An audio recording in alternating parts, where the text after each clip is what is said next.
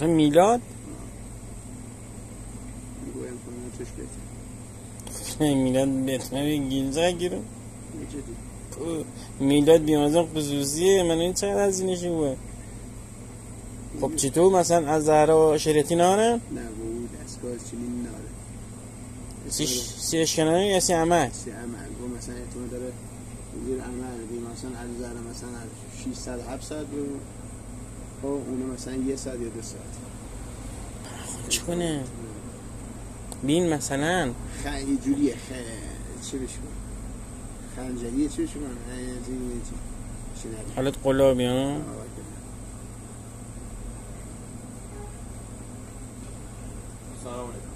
سلام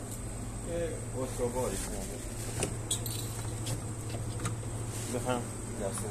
آقا ننش بفهمه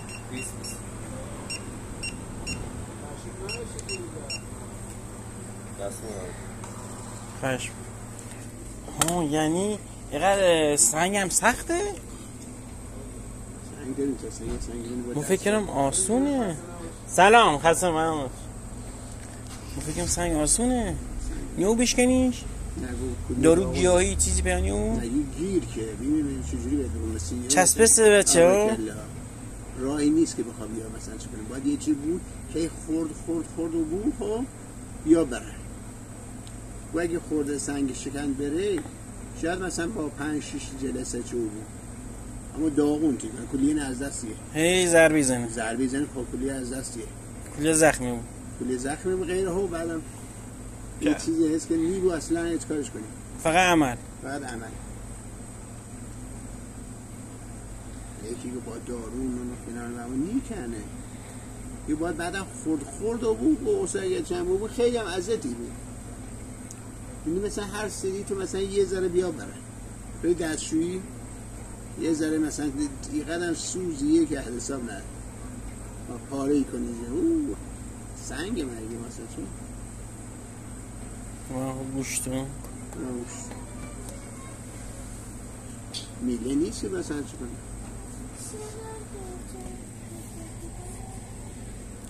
چون علیدی که داره یا چی نمیشه داره نیا من چی نیا یا داخلی میله فنر زیر قشن داخل فنر یا داخل چی یا درد داره 2 تا فنره او یکی چطور بیایی که اون راحت چشنه او کوچیک بیایی که کوچیک بیایی تبلیغاتی کنن در مورد مثلا نونم دارو هست و اینو یه دکتری گفته بی این استادیه میام نشه کنن 17 میل بی بعد دارو 8 نفر خوب بیایی میام دکتر خیلی خوبه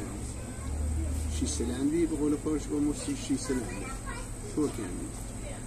خیلی باحال ترکمی قلیچی خیلی باحال سلام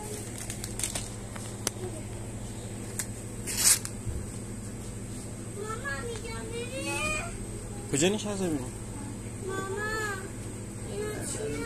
ماما دکتره؟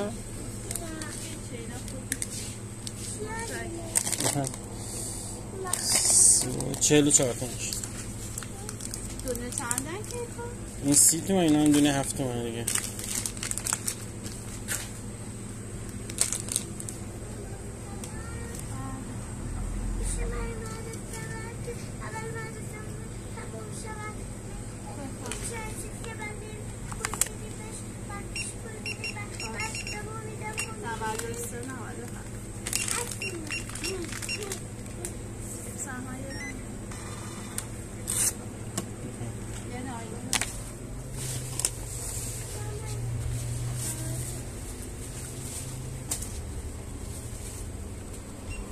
عجب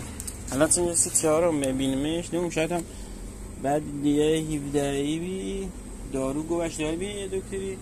خوبی